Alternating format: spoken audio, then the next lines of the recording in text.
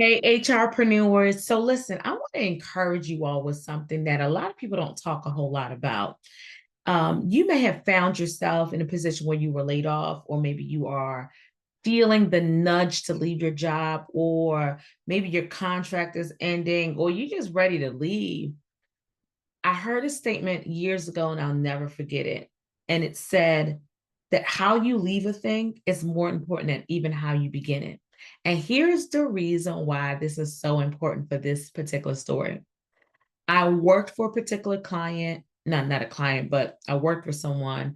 And even before hearing that quote, I just always believed in, just continuing to be me, right? No matter how things were going, no matter how difficult it was to maintain integrity, even when integrity on the other end was being compromised.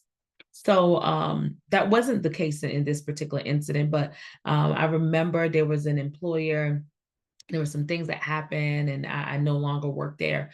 Let me tell you, after I started my company for real, for those of you that know my story, you know what I mean by for real, because I started and didn't do anything, I started again, right? And I will never forget. They came back around. That particular employer came back around, and they became my client. My former employer became my client. And I remember because that was my first $40,000 contract. I was just so pumped. Like, what you mean? I'm going to do one thing one time, and get $40,000 for it.